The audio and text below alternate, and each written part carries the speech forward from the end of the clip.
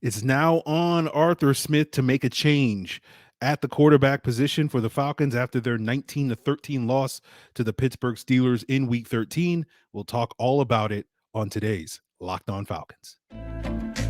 You are Locked On Falcons, your daily Atlanta Falcons podcast. Part of the Locked On Podcast Network, your team every day.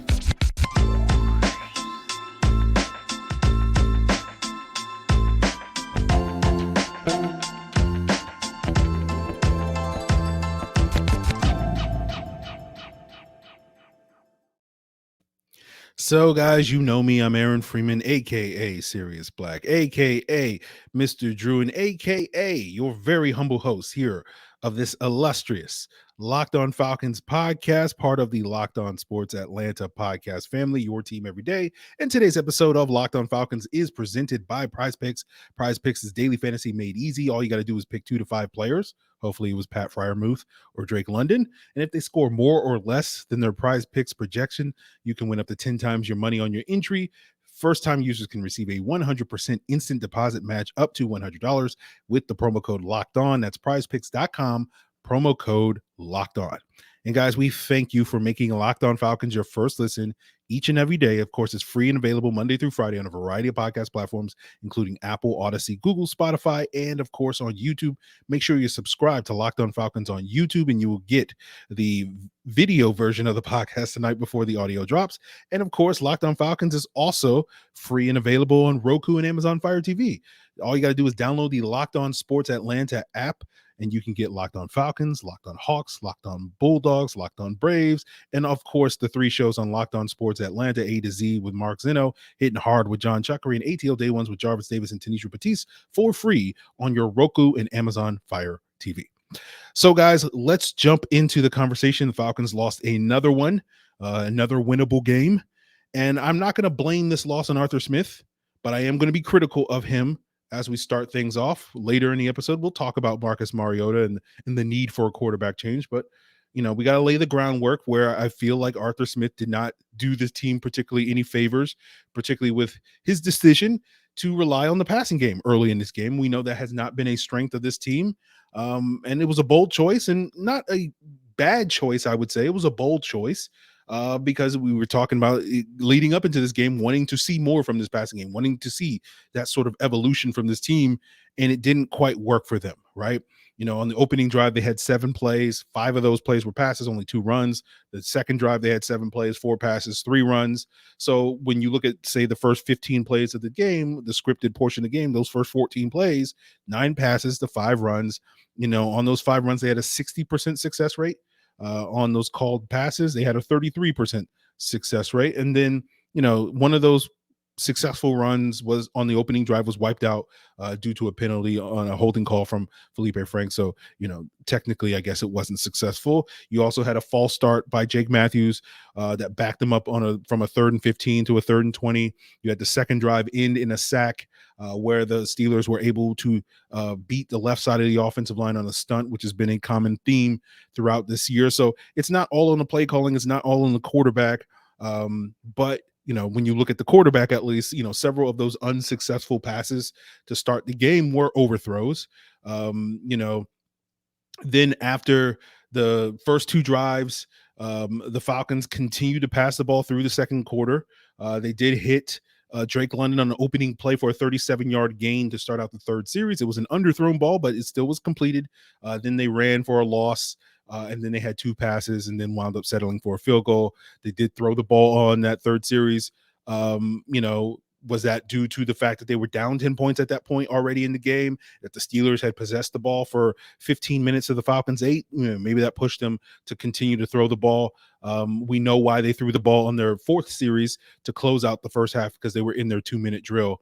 And then you get into the second half of the game, they come out, and this is where they actually really start to establish the run. So we had to basically wait 2 quarters for this team to get back to what their bread and butter has been all season long. So on the opening series in the 3rd quarter, they have 6 plays, 2 passes to 4 runs. The second series, which was a touchdown drive, by the way, they had 8 plays, a 1 pass, 7 runs. The 1 pass was a 7-yard touchdown pass to the unicorn, Michael Pruitt with his third touchdown of the season, matching that blocking tight end Kyle Pitts' total, through 27 games, and Pruitt's only played 8 games, but that's neither here nor there. That's why Michael Pruitt's a unicorn.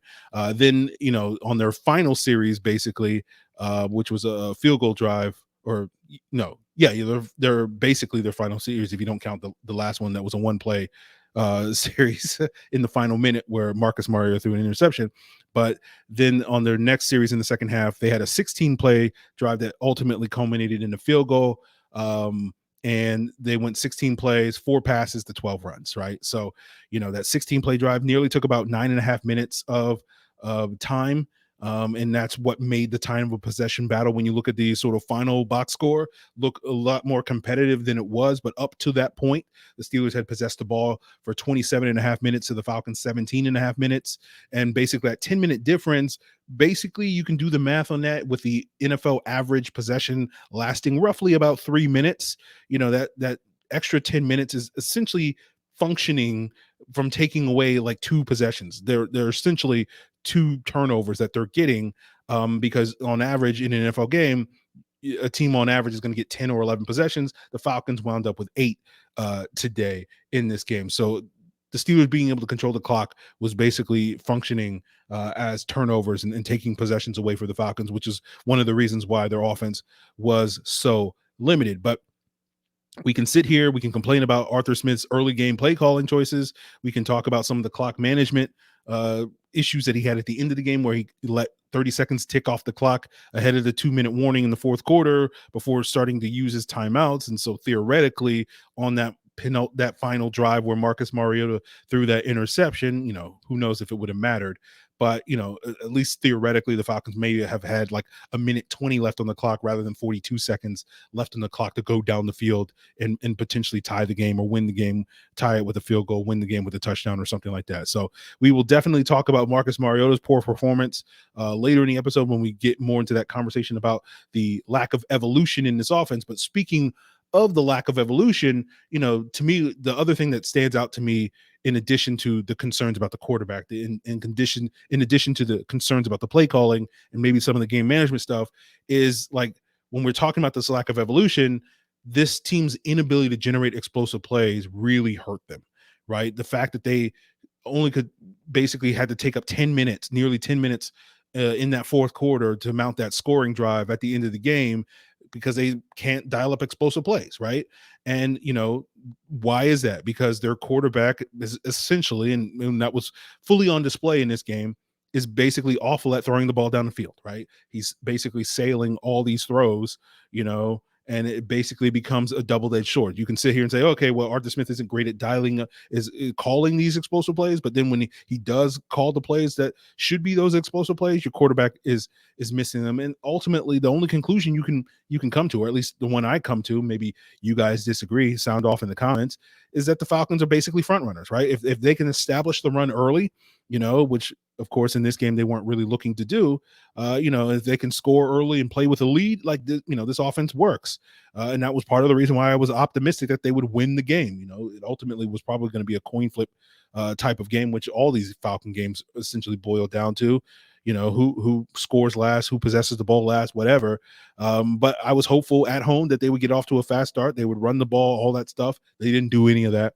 And so that's what makes them front runners, right? Like, we've seen early in the games, if they're able to run the ball, they're good. Now we've seen several times earlier this season where the Falcons have been able to run the ball to get back into games, but they haven't consistently been able to do that these last couple of weeks. And we gave them moral victories when they were able to do that against the Rams, where they're able to do that against the Bucs, because the perception at the time were, oh, these are great teams and the Falcons are just this also ran sort of team. And we've seen the Rams and Bucs struggle since then. So, that perception, those moral victories don't seem as positive today as they seemed at the time. And there's certainly no moral victories when you're unable to, overcome a 10-point deficit against a Steelers team that is one of the weaker teams in the league. You cut it down to 3 points, but you have to find ways to win these games, and the Falcons certainly can't. And I think a lot of that is on the quarterback, and that's what we'll talk about as we continue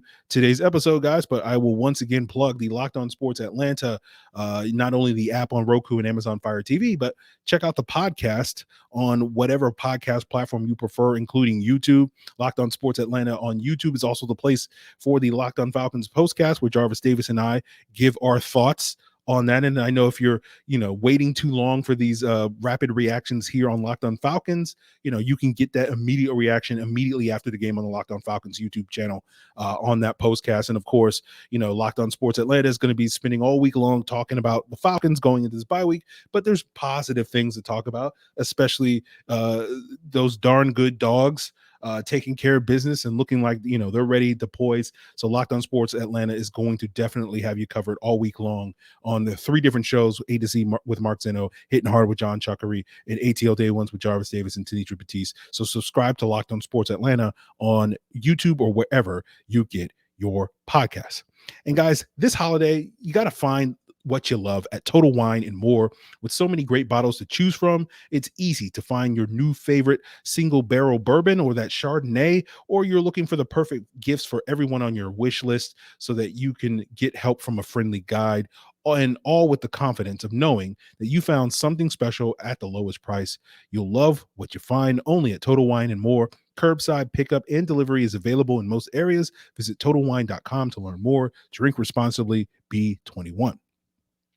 And guys, at Locked On Falcons, we believe home should be where you and your family feel safest, especially over the holidays. And this season, give yourself and your family the gift of peace and protection with the #1 rated home security system, SimpliSafe. And right now, SimpliSafe is offering our listeners 40% off a new security system. Why I love SimpliSafe is I got them 8 years ago after I had a break-in back then. And I first got them because they were very affordable and I just needed a bare bones security system. But over the years, I've kept with them because I've been able to customize my system. It's so easy to add ons like HD security cameras and high-tech sensors for the whole home that I can control from the app on my phone. In an emergency, 24/7 professional monitoring agents are going to capture the evidence and verify the threat is real so that you can get a higher priority from police responses. Don't miss your chance to save big on my favorite security system. Get 40% off any new system at simplisafe.com/LockedOnNFL today. That's simplisafe.com/LockedOnNFL. There's no safe like SimpliSafe. And guys, I also want to thank you for making Locked On Falcons your first listen. And why not check out Locked On Sports today as your second listen? Go beyond the scoreboard and get behind the scenes from the local experts and get those insights that only Locked On can provide by subscribing to Locked On Sports today on YouTube or wherever you get your podcast. So I'm not going to spend a ton of time, rehashing that Marcus Mariota did not play well. If you watched the game, it was obvious for all to see. If you didn't watch the game, I'm just telling you, he did not play well. You could take my word for it. I'm sure there are already some people in the comments, trying to shift the blame to, penalties or a drop here or there, or whatever the case may be, as they are wont to do. But I will give Marcus Mariota this amount of credit, right? He is a great teammate. He did take the blame in this game in his post-game presser for the false starts. So that basically proves that he's the anti-Zach Wilson in that regard. But that's about it, right? In terms of positives from this performance. And it's not necessarily because I'm blaming Marcus Mariota. Oh, we lost the game because of Marcus Mariota. Or we lost the game because Arthur Smith had a bad game plan. Or we lost the game because Jake Matthews had 2 false starts, or Felipe Franks held, or Parker Hesse held, or Kadero Hodge dropped that deep ball, or whatever. It ain't about blame, guys. The point isn't about blame. The reason why the Falcons off is you want to point fingers. The Steelers outplayed them. Simple as that, right? It's not really about pointing fingers. It's about the fact that, the reason why we're talking about Marcus Mariota is because I spent 7 weeks on this podcast talking about this offense's need to evolve, right? And Arthur Smith came out with a game plan to potentially showcase that evolution, and it wasn't there. All right. That was what I talked about on Friday's episode as one of the keys to victory, is that you need to bring something else to the table besides your running game if you're going to start winning games and start being this team that can, legitimately make a postseason run. You just can't simply rely on your running game and expect to be a successful football team. Again, I know we look at those Smith-led Titans teams and we marvel at Derrick Henry in that running game, but that wasn't all that they were, right? They generally had above average to average defenses during those years. And frankly, when we look at the Falcons defense today, they weren't good today, but they weren't the problem, right? Once again, they were bending. They did a little breaking, giving up a couple of big plays early to Pat Freiermuth and whatnot. They were getting gashed consistently early in the game in third downs. But in the second half, they started getting stops, and they allowed the offense the potential to get back into this game, and the offense wasn't able to get back into this game. And when you look at those Arthur Smith-led Titans teams, when they were able to get back into games or whatever, Ryan Tannehill was a very efficient quarterback in those offenses, right? They weren't throwing the ball a ton. He wasn't driving the bus, so to speak, but when they did toss him the keys, it wasn't like the bus was stalling out in the ways that they tend to do when Marcus Mariota is at the helm. And it goes back to a conversation I had with Kevin Knight, I believe, after that 49ers game, and talked about the sustainability. That was 7 weeks ago. The sustainability of this offense. Is this offense sustainable? And it wasn't about, hey, are they going to be able to run the football effectively for the rest of the season, guys? Right? They've proven that they can run the ball effectively for the rest of the season. It was about, can this team be successful, not simply because they're able to run the ball? Can they be successful because they only are able to run the ball? And that's the problem, right? And that's where we're at right now, right? This is why we're talking about Marcus Mariota and the quarterback change, is they haven't evolved. They're only successful at running the football. It is time for a change, right? And again, I know some of you guys are going to be like, oh, you're just a Mariota hater. And, I know you're not going to believe me when I say I'm not, but the issue between me and Marcus Mariota is at no point this offseason, at no point during the preseason, at no point in the regular season have I bought any stock on Marcus Mariota as a passer. And that wasn't out of hatred. It's just simply, hey, guys, you know what I do for a living? I analyze football, right? I'm not perfect in that analysis, but we're all sitting here watching it and being like, yeah, this guy ain't it, right? And I didn't see anything in Tennessee. I didn't see anything in Las Vegas, and I certainly am not seeing anything in Atlanta that's worth buying stock on, right? Here's 2 pennies. Okay, here you go. Buy that. Whatever I can get on that, I'll buy that.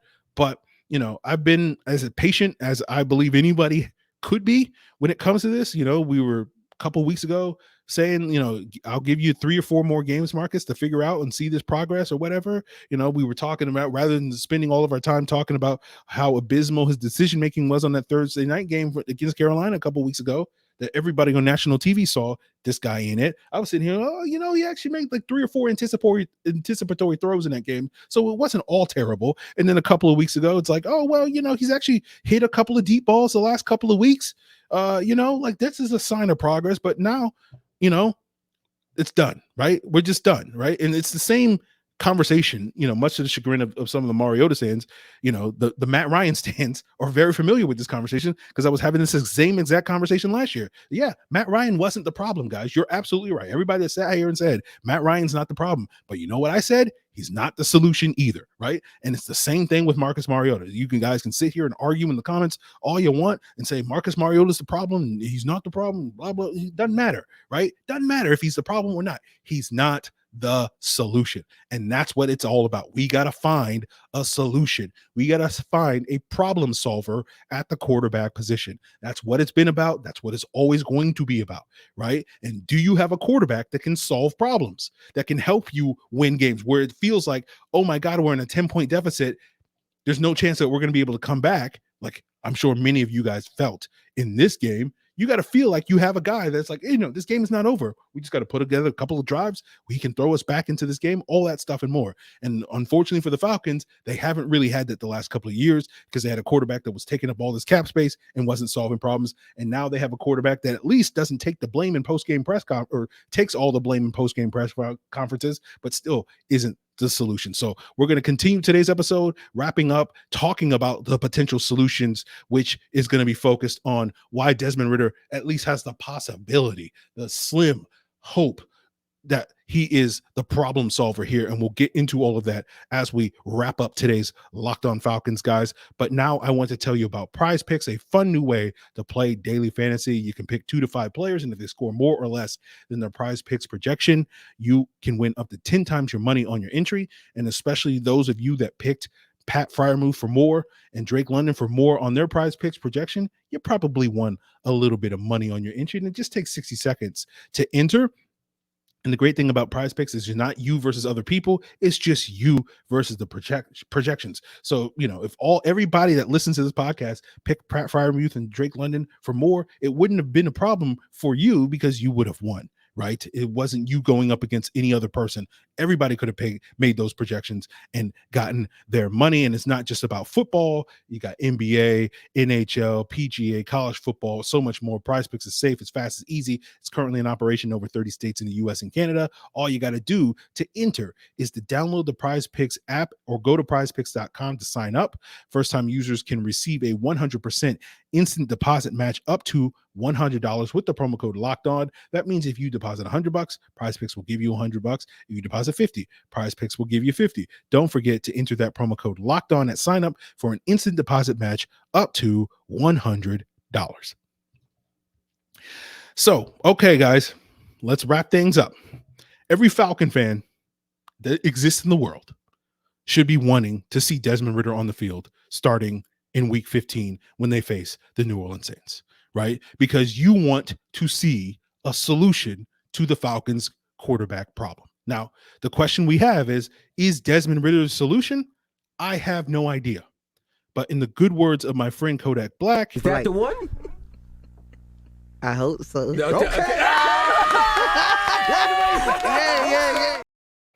That's all it's all about, guys. It's about hope, right? What else do we have at this point, right? It's why people for the last year or two have been singing the praises of Arthur Smith and Terry Fontenot, right? Are they convinced that they're the right people to get us back to prominence? No, they don't know. They just hope that they are. And so they continue to sing those praises, which is why you've heard me and other people sing the praises of Desmond Ritter, because it's like, it's hope. It's like, I hope he's the guy. That's all it is, right? I'm optimistic that, he's the guy, based off what I saw in the preseason, but I don't know, right? Just like I'm more optimistic today about Arthur Smith and Terry Fontenot being the right people that we hired today than I was 6 months ago or a year ago. But now those people that we hired to make these changes and put us in a position to succeed, they now have to do the right thing and make the change at the quarterback position. Now, I don't expect Arthur Smith to immediately announce it. A quarterback change is imminent. They got a couple of days, they got a bye week, all that stuff and more. But the promising sign is that he did sound much more open to the idea of making that quarterback change in his post-game press conference after the Steelers loss than he had been at any point prior to this point, where he immediately shut it down, right? He just basically said, we're open to changing a lot of things. We got to go back and look at a lot of stuff and we'll figure it out, right? But of course, couple minutes after the game, he's not ready to make that call. So you got time, Arthur. You got time, right? Now, I hope he makes a change. Me and Jarvis on our postcast, we're expressing our skepticism over whether or not Arthur Smith would make that change. And basically we concluded that if he's not willing to make that change now, after this game, going into the bye week, given all the things we've talked about already on today's episode, at this point in time, now the finger is going to be starting pointing at you, Arthur Smith, because it's going to feel like it's an ego thing at this point in time, right? You've had 7 weeks to evolve this offense. You've gone 2-5 in that 7-game span, right? After starting the season 3-3 and impressing everybody with that week 6 win over the 49ers, where we were all sitting here going like, oh, this is impressive. The 49ers are actually a good team. They beat a good team, blah, blah, blah, blah, blah, right? And what's funny about it is like they've gone 2-5 in these last 7 games. And you guys remember back in the preseason when I was so, such a hater sitting here talking about, I don't think Marcus Mariota is going to last the whole season. And the reason why I didn't think that is because I thought the team would start the season 2-5, and that would basically eliminate them from the postseason, right? And that would prompt a change. And now they've gone 2-5 after that 3-3 start. So, irony, whatever you want to call it. Unfortunately for my predictions, the whole Tom Brady Bucks collapse and related to Giselle that we talked about earlier this week on the podcast, has sort of kept it alive despite the fact that this team has struggled. So basically that's what I'm just going to sit here and we're going to end it really on that note, guys. Like, what else do you need me to say, right? They should be going to Desmond Ritter. Everybody, at least most of you out there, agree with me. I don't have to sit here and convince you on this podcast. Like you're like, yep, it all makes sense. Like you don't need any deep insightful analysis that's going to lead you to that conclusion. We're all there, right? I know a couple of us aren't there because they're Mariota stands, and I feel sorry for you guys, right? You thought Atlanta was going to be the place where Marcus could finally showcase himself to be the guy that you all thought 10 years ago, 8 years ago, whatever, however many years ago that he could be. And unfortunately, it didn't work out for him. Is that all on Marcus Mariota? No. But, you got to hit some throws, my guy, right? And I'm sure we'll talk about that terrible throw at the end of the game, that interception that iced it, in the final minute when we get to the All-22 review later this week, guys. But that's it. I don't have anything else to say. There's no silver bullet that's going to suddenly convince the world, oh yeah, Desmond. Everybody else has reached this conclusion that they should have turned to Desmond Ritter for weeks now. And it's like, now it's like, okay, like we've been patient, right? We've been sitting here waiting. So now do the thing, Arthur. And let's see if Desmond Ridder's the solution. If he's not the solution, then guess what? A year from now, we'll be like, we need to go out there and find the other solution, or whatever the case may be. So we'll talk about it. We got time. We got a whole bye week of content coming your way, guys. We got some great guests coming on. Josh Kendall, Charles McDonald. We'll see if Charles actually shows up this time, right? Jarvis Davis will be coming. All those guys should be on the show before the next Falcons game against the Saints, right? I'm sure we'll be talking a little bit about, the offseason. We'll be talking about why Chris Lindstrom deserves to be a Pro Bowler, all these various things. Some great content coming your way here on Locked On Falcons during this bye week in the next 2 weeks and whatnot. So we'll do that. We'll have some All-22 to break down later this week as well. So, we're at a point where it's like we're waiting for the change to happen.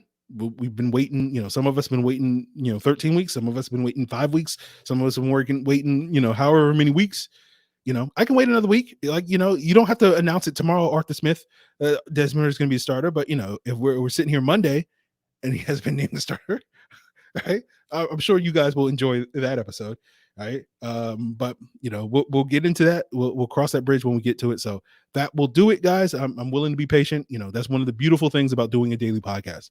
Is right. It teaches you patience, right? You don't have to feel like I got to get all my takes off because, like, I got to produce 5 shows a week. So, I got days to get these takes off. So we got plenty of stuff coming your way here on Locked On Falcons, but hopefully one of those things coming your way is, the announcement that Desmond Ritter will start against the New Orleans Saints on the road. Again, going back to a conversation we had a couple weeks ago, it's like you wanted him to start against the Steelers so that he can get his feet wet at home in a friendly environment. Although, shout out to the Steeler fans that traveled very well because it wasn't particularly a friendly environment, which probably contributed to some of the false starts on Jake Matthews' part.